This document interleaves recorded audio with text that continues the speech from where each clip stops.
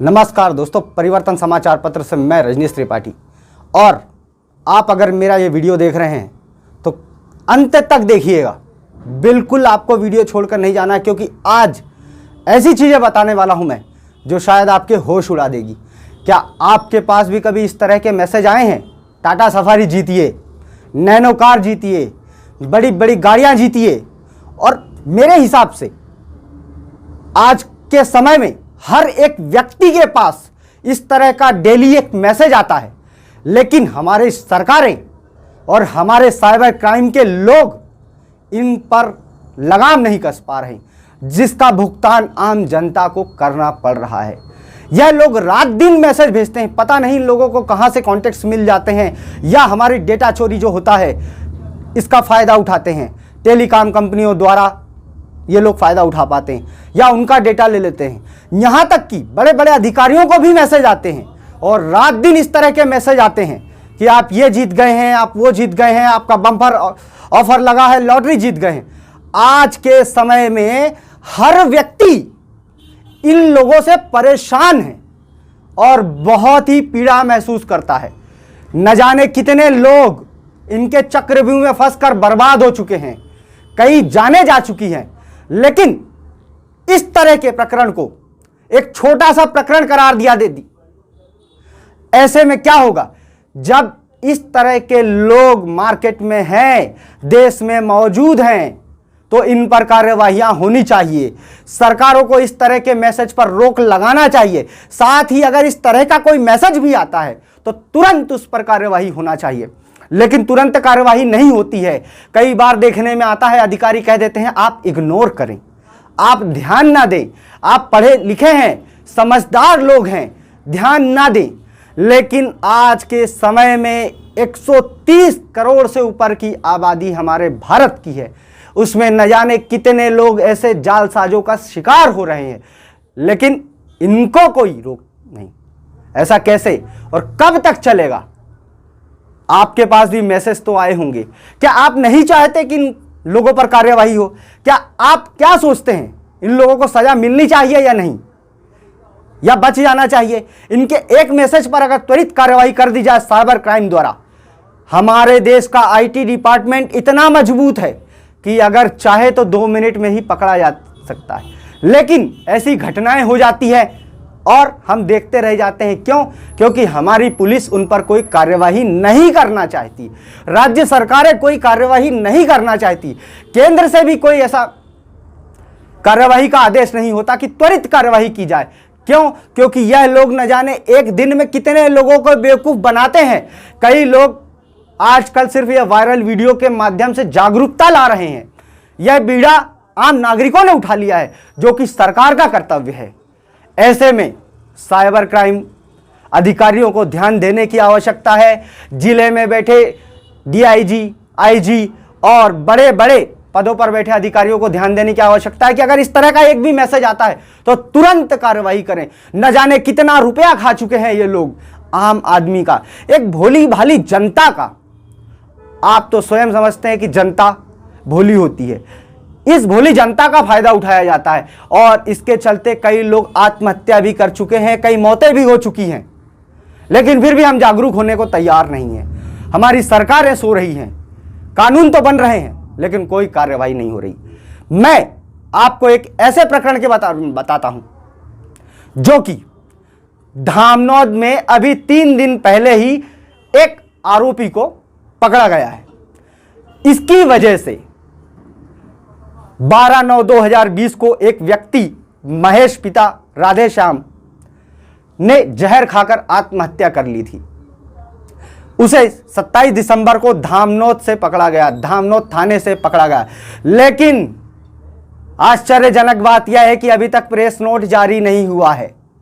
सुनने में यह भी आ रहा है कि कहीं ना कहीं अधिकारियों की साठगांठ भी चल रही है बड़े लेवल पर और बड़ा पैसा लेने की तैयारी चल रही है।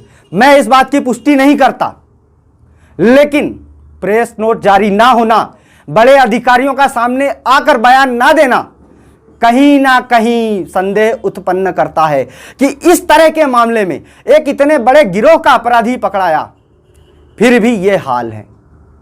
आइए बताता हूं मैं विस्तृत से क्या हुआ 12/9/2020, पिछला वर्ष या पिछले के पिछला वर्ष आप कह सकते हैं। उस समय महेश नामक व्यक्ति की मृत्यु होती है और उसको फंसाया गया था नितेश पिता रमेश चंद्र यादव द्वारा।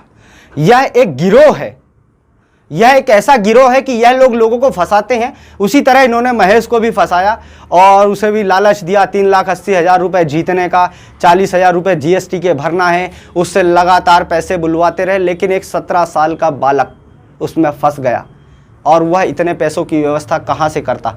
फिर भी कहा जाता है कि 30 से 40,000 रुपये वह भर चुका था, लेकिन और ज़्यादा पैसे की मांग के चलते कि बाकी पैसा तभी मिलेगा, उसने यह पैसा इधर उधर से मांग कर जमा किया था, तो उसके गले की हड्डी बन गया। इसलिए उसने जीवन लीला को समाप्त करना ही उचित समझा। ऐसे कई लोग हैं जो छोटी छोटी राशियों में भी फंस जाते हैं। क्या करें, क्योंकि वो इधर उधर से लेकर आते हैं, मांगी हुई राशियां थी, लालच में फंस गए। लेकिन यह एक पूरा गिरोह है। इस व्यक्ति को इतनी कड़ी सजा होनी चाहिए, और मैं तो कहता हूं इस व्यक्ति को फांसी की सजा होना चाहिए, ताकि दूसरा कोई अपराधी जन्म ना हो, इस तरह के अपराधों पर लगाम कस सके। साथ ही क्राइम ब्रांच के अधिकारियों को और साइबर क्राइम के अधिकारियों को, साथ ही राज्य सरकारों को भी ध्यान देने की जरूरत है। सबसे ज्यादा इस मामले में देखा जाए तो उत्तर प्रदेश और बिहार के नेटवर्क सामने आते हैं। यह नेटवर्क दूसरे राज्यों में बैठ के दूसरे राज्यों का प्लान करते हैं, और बाकायदा इन लोगों ने सेटअप भी डाले हुए, कॉल सेंटर भी। लड़कियां लगातार कॉल करती है सामान खरीदने के लिए, पिन जनरेट करने के लिए, पिन नंबर लेने के लिए। जैसे गूगल में भी होता है कि आप ये आ गए, आपको ये मिलने वाला है। लगातार इसी तरह की घटनाएं चल रही है, लगातार एक सेटअप चल रहे हैं, कॉल सेंटर्स चल रहे हैं इन अपराधियों के, लेकिन सरकारें नहीं पकड़ पा रही हैं। जब यह अपराधी पकड़ में आया है, इसे पकड़कर जेल भेज दिया गया है, लेकिन अभी तक प्रेस नोट जारी नहीं हुआ है, बड़े अधिकारियों के वक्तव्य जारी नहीं हुए हैं, साथ ही राज्य सरकारों ने इसे अचीवमेंट नहीं बताया है। जबकि यह इतनी बड़ी अचीवमेंट है कि अगर इसके ऊपर रिमांड लेकर कार्रवाई की जाए तो न जाने कितना बड़ा गिरोह पकड़ में आ जाएगा। आखिर रिमांड क्यों नहीं ली गई, क्यों गिरोह को नहीं पकड़ा गया? क्या इससे संबंधित कोई गिरोह नहीं थे? इसको पकड़कर पूरे गिरोह पर पर्दा डाला जा सकता है, पूरे गिरोह को एक साथ ही पकड़ा जा सकता है। लेकिन कहीं ना कहीं कमियां हमारे अधिकारियों में है, कहीं ना कहीं कमियां हमारे पुलिस अधिकारियों में भी है कि जो रिमांड नहीं मांग पाए। उन्हें रिमांड लेनी चाहिए थे ताकि पूरा गिरोह पकड़ में आ जाए। और यह राज्य सरकार की सबसे बड़ी उपलब्धि हो सकती है कि पूरा गिरोह मध्य प्रदेश की सरकार ने पकड़ा। लेकिन मध्य प्रदेश सरकार को ऐसी उपलब्धि यहां के अधिकारी देना ही नहीं चाहते, इसीलिए तो अभी तक केवल प्रेस नोट भी जारी नहीं हुआ है। शायद इस मामले को छुपाया जा सकता है, लेकिन क्या आप चाहते हैं कि इस तरह के मामले को छुपाया जाए? क्या जनता इससे त्रस्त है? क्या ऐसे लोगों पर कार्रवाई नहीं होना चाहिए? पूरे गिरोह का पर्दाफाश होना चाहिए, पर्दा डालना नहीं चाहिए। यह अधिकारियों को ध्यान में देना होगा, धार के एसपी को ध्यान में देना होगा, और धार के सारे आला अधिकारियों का इस पर जांच करवानी होगी कि क्या हुआ आखिरकार। कहीं यह अधिकारी बच के निकालने में संभव तो नहीं हो रहे, क्योंकि ऐसी आशंका है कि शायद अधिकारी मदद कर रहे हैं। लेकिन अगर ऐसे अपराधियों को भी मदद मिली तो मैं आपसे वादा करता हूं कि देश बर्बाद होने में ज़्यादा समय नहीं लगेगा, और हमारी भोली भाली जनता लगातार इसी तरह आत्महत्याएं करती रहेगी। क्या सरकार को आत्महत्या से फर्क नहीं पड़ता? क्या मौतों से फर्क नहीं पड़ता? अगर पड़ता है तो ऐसे गिरोह पर कार्यवाही क्यों नहीं हो पा रही? आज के समय पर सबसे बड़ी लूट, सबसे बड़ी बेईमानी, सबसे बड़ी धोखाधड़ी यही है।